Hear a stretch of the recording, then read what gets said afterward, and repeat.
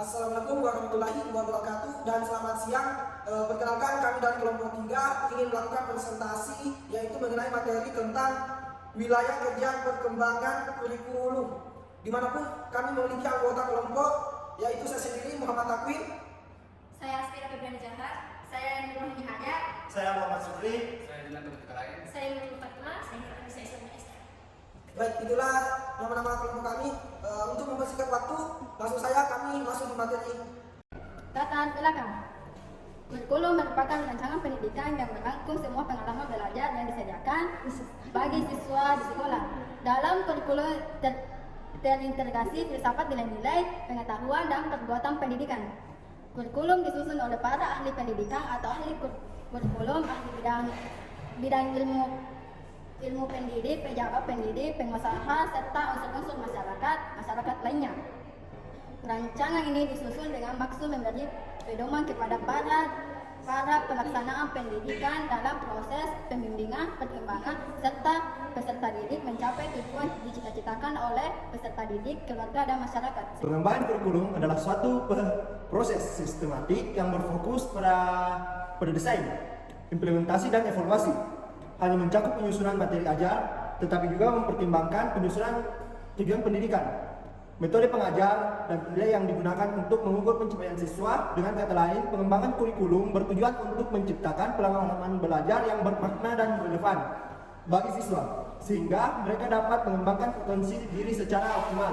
Tujuan pengembangan kurikulum yang pertama, meningkatkan kualitas pendidikan, menghasilkan lulusan yang kompeten dan siap menghadapi tantangan di dunia nyata.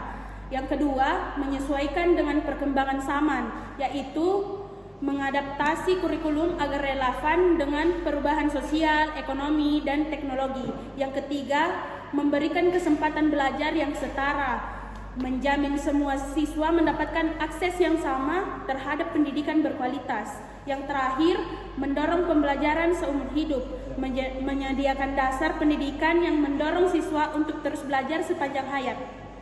Rumusan masalah. Yang ke-1 itu apa saja wilayah kerja yang terlibat dalam pengembangan kurikulum di sekolah. Yang kedua, siapa saja pihak-pihak yang terlibat dalam proses pengembangan kurikulum dan apa peran masing-masing. Dan yang ketiga, apa tantangan yang dihadapi dalam pengembangan kurikulum di sekolah. Yang keempat, bagaimana cara mengatasi tantangan dalam pengembangan kurikulum untuk meningkatkan kualitas pendidikan.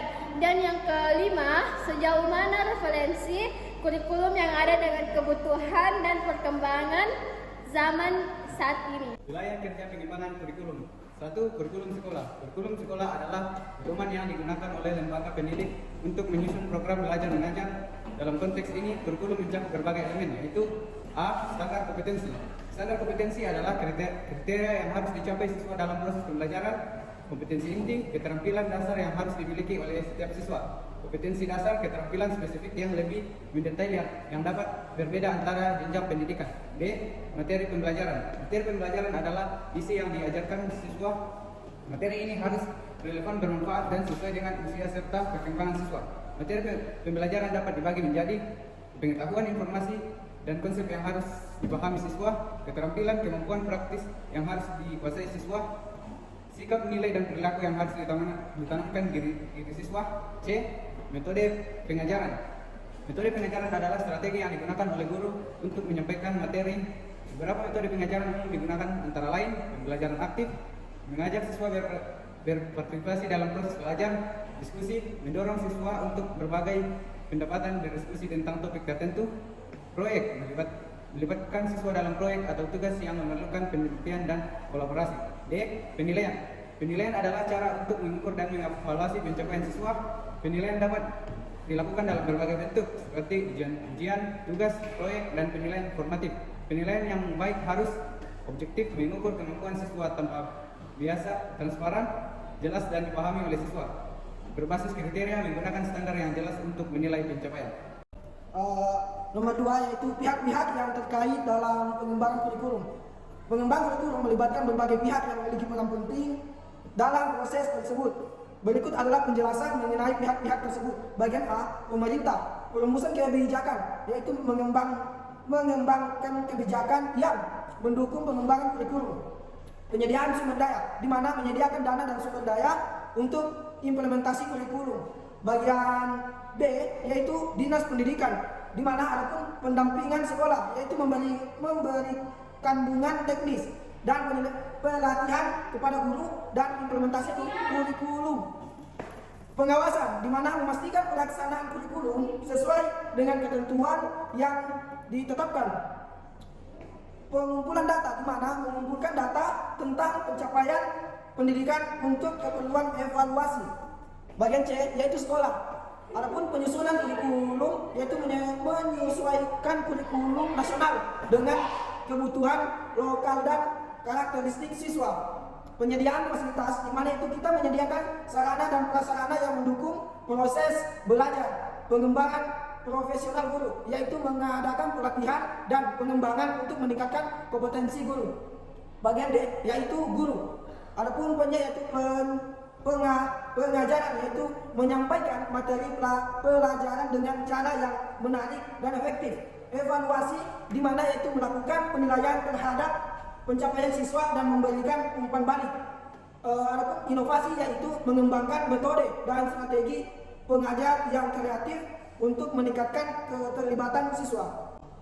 Bagian E, orang tua, yaitu perumusan kebijakan, di mana mengembangkan kebijakan yang mendukung pengembangan kurikulum. Penyediaan sumber daya, yaitu menyediakan dana dan sumber daya untuk implementasi kurikulum. Pengawasan dan evaluasi, di mana memantau dan mengevaluasi efektivitas kurikulum. Bagian F yaitu masyarakat, memberikan masukan, di mana kita menyampaikan kebutuhan dan harapan masyarakat yang terkait pendidikan. Mendukung program pendidikan, di mana berpartisipasi dalam kegiatan pendidikan dan memberikan sumber daya. Adapun yaitu selanjutnya itu mengenai kualitas pendidikan, di mana kita harus memastikan bahwa pendidikan yang diberikan berkualitas relevan.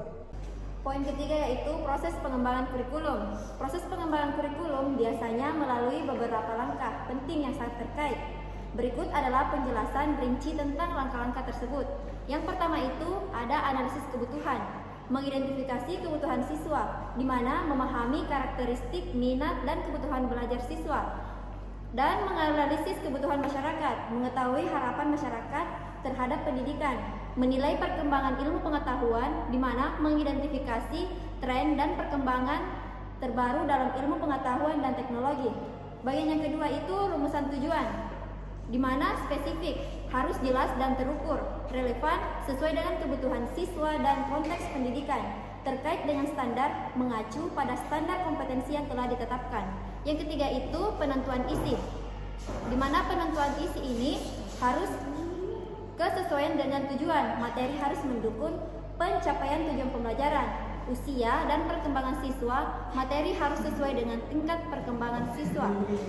Relevansi konteks, materi harus relevan dengan konteks sosial, budaya, dan ekonomi siswa. Bagian keempat itu pengembangan metode, di mana pengembangan metode ini terbagi menjadi 3. Yang pertama, pembelajaran berbasis proyek dengan melibatkan siswa dalam proyek nyata yang relevan. Yang kedua, pendekatan kontekstual, mengaitkan materi pelajaran dengan kehidupan sehari-hari siswa. Yang ketiga itu pembelajaran kolaboratif, di mana mendorong kerjasama antar siswa untuk saling belajar. Kelima adalah penyusunan penilaian. Penyusunan penilaian ini terbagi menjadi 3. Yang pertama, penilaian formatif. Penilaian ini dilakukan selama proses pembelajaran untuk memberikan umpan balik. Yang kedua, penilaian sumatif. Dilakukan di akhir suatu periode untuk menilai pencapaian siswa secara keseluruhan. Yang ketiga, penilaian diri dan teman. Melibatkan siswa dan proses penilaian untuk meningkatkan kesadaran diri. Yang keenam, implementasi. Implementasi ini terbagi juga menjadi 3. Yang pertama, melatih guru, di mana memberikan pelatihan kepada guru mengenai kurikulum baru dan metode pembelajaran. Yang kedua, menyediakan sumber daya, di mana memastikan semua fasilitas dan sumber daya tersedia untuk mendukung proses pembelajaran. Yang ketiga, melibatkan stakeholder. Stakeholder ini di mana kita mengajak semua pihak terkait untuk berpartisipasi dalam implementasi. Yang ketujuh, evaluasi dan revisi. Evaluasi dan revisi ini memiliki 3 bagian. Yang pertama, pengumpulan data. Kita mengumpulkan data tentang pencapaian siswa dan feedback dari guru. Yang kedua, analisis hasil, di mana kita menganalisis hasil penilaian untuk menilai efektivitas kurikulum. Yang ketiga, revisi. Revisi ini melakukan perbaikan berdasarkan analisis untuk meningkatkan kualitas kurikulum. Rumusan masalah poin keempat, di mana yaitu tantangan dalam pengembangan kurikulum. Pengembangan kurikulum tidak lepas dari tantangannya yang harus dihadapi. Beberapa tantangan tersebut dapat dilihat antara lain sebagai berikut. Yang pertama itu perubahan teknologi. Perkembangan teknologi yang cepat mempengaruhi cara pembelajaran. Oleh karena itu, kurikulum harus mampu beradaptasi dengan teknologi baru, seperti pembelajaran daring dan penggunaan alat digital. Hal ini memerlukan pelatihan teknologi untuk guru, di mana guru perlu dilatih untuk menggunakan teknologi dalam pengajaran dan materi yang relevan. Kurikulum harus mencakup keterampilan digital yang diperlukan dunia kerja. Kedua, kebutuhan siswa yang beragam. Setiap siswa memiliki kebutuhan dan gaya belajar yang berbeda. Oleh karena itu, kurikulum harus fleksibel dan mampu memenuhi kebutuhan semua siswa. Hal ini dapat dilakukan dengan pendekatan diferensiasi dengan menyesuaikan metode pembelajaran untuk memenuhi kebutuhan individu siswa. Program khusus, di mana menyediakan program tambahan bagi siswa yang membutuhkan bantuan lebih. Yang ketiga, keterbatasan sumber daya. Sekolah seringkali menghadapi keterbatasan dalam hal seperti dana, fasilitas, dan tenaga pengajar. Untuk mengatasi hal tersebut diperlukan pengelolaan sumber daya yang efisiensi, di mana kita harus memaksimalkan penggunaan sumber daya yang ada, dan kerjasama dengan pihak ketiga. Yang keempat, keterlibatan stakeholder. Memastikan semua pihak terlibat dalam proses pengembangan kurikulum. Untuk meningkatkan keterlibatan tersebut, perlu dilakukan yang pertama, komunikasi yang efektif dengan membangun saluran komunikasi antara sekolah, guru, orang tua, dan masyarakat, dan berpartisipasi aktif, mengajak semua stakeholder untuk berkontribusi dalam pengembangan kurikulum. Kesimpulan, pengembangan kurikulum merupakan proses kompleks yang dinamis melibatkan berbagai pihak dan aspek saling terkait. Kurikulum yang efektif tidak hanya memuat standar, tetapi juga kompetensi dan pembelajaran, tetapi juga mempertimbangkan metode pembelajaran dan sistem penilaian yang sesuai perkembangan guru. Dengan melibatkan pemerintah, kurikulum dapat menghasilkan pendidikannya dan berkualitas relevan dengan perkembangan zaman. Tantangannya yang dihadapi oleh pengembangan kurikulum seperti perubahan teknologi, kebutuhan siswanya, beragam, kebatasan sumber. Saran yang pertama itu, pengembangan kurikulum sangat penting untuk menciptakan pendidikan yang relevan. Dan yang kedua, harus mempertimbangkan berbagai aspek sosial, teknologi, budaya, dan psikologis. Dan yang ketiga, kolaborasi semua pihak sangat dibutuhkan. Terima kasih. Itulah hasil presentasi dari kelompok kami. Kurang lebihnya mohon dimaafkan. Saya tutup dengan ucapan wassalamualaikum